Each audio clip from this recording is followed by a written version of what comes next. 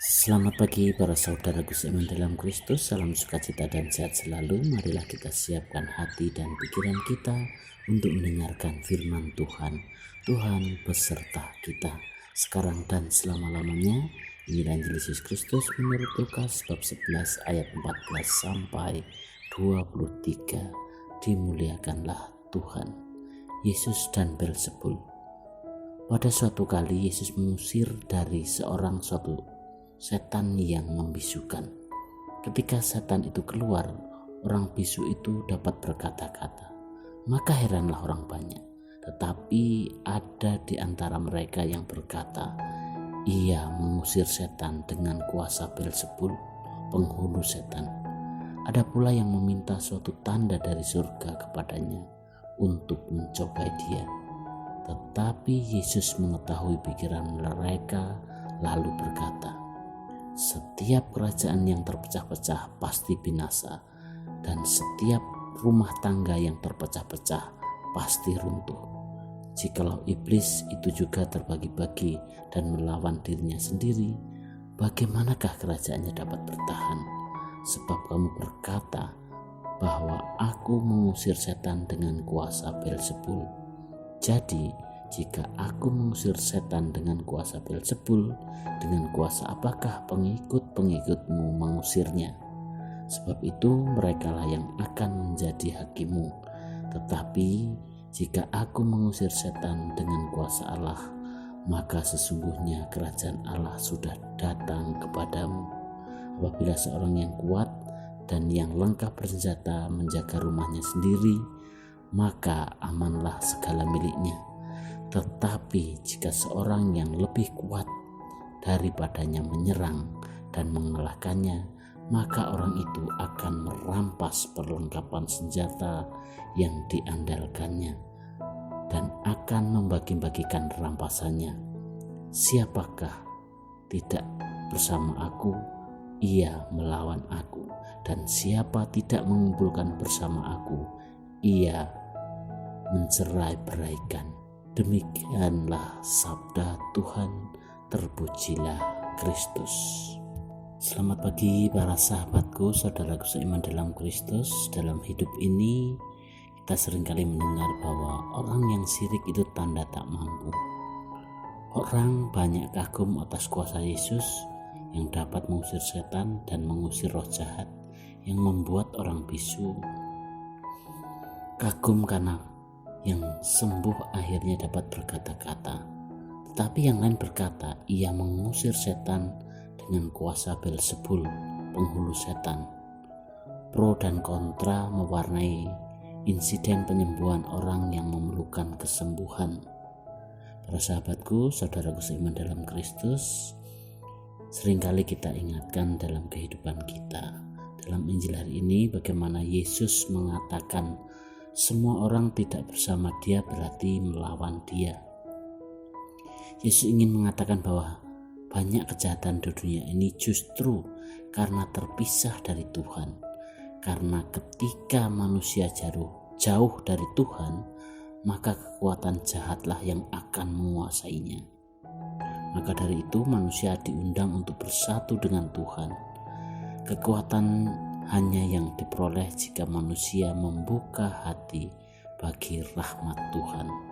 Saudaraku, sahabatku seharati, dan para pendengar dimanapun Anda berada, ada banyak tawaran dalam kehidupan kita sekarang ini.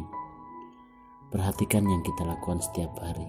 Bukankah kita lebih sering melakukan hal-hal yang menyenangkan kita dan berusaha memperolehnya dengan cara-cara yang kurang baik?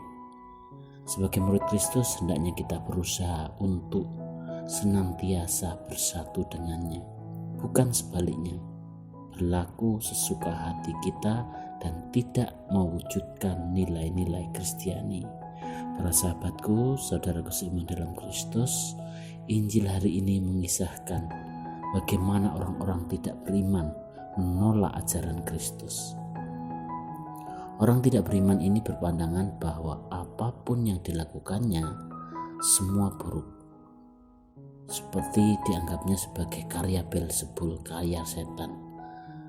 Mereka iri dan tidak senang apabila Yesus tampak hebat dan berkuasa.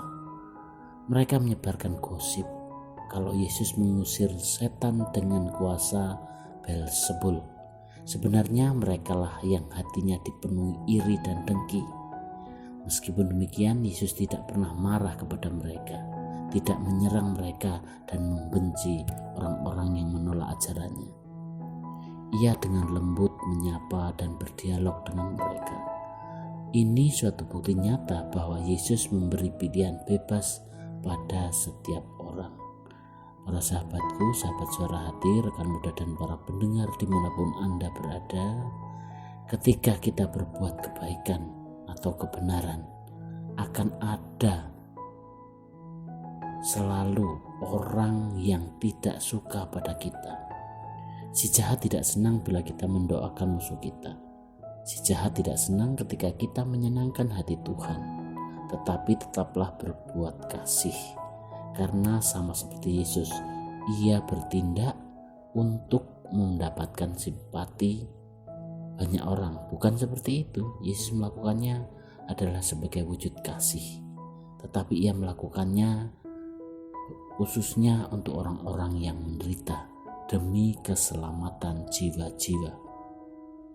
Tantangan akan selalu ada ketika kita berbuat kasih.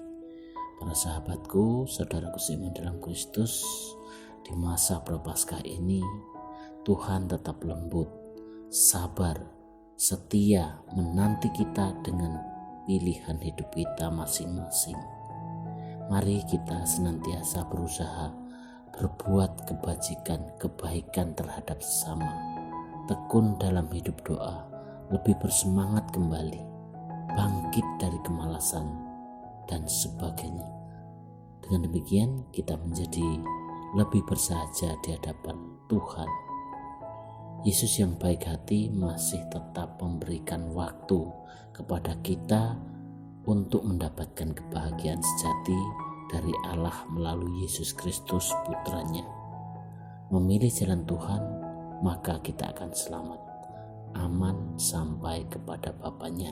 Dan semoga kita semakin solidar terhadap orang-orang di sekitar kita yang miskin dan menderita. Demikianlah pertemuan kita hari ini, dan marilah kita akhiri dengan doa dalam nama Bapa dan Putra dan Roh Kudus. Amin. Tuhan yang penuh kasih, bebaskanlah kami dari yang jahat. Berilah kami rahmat-Mu agar kami selalu melakukan kehendak-Mu, dan jangan biarkan kami terpisah daripada-Mu. Amin. Dalam nama Bapa dan Putra dan Roh Kudus. Amin.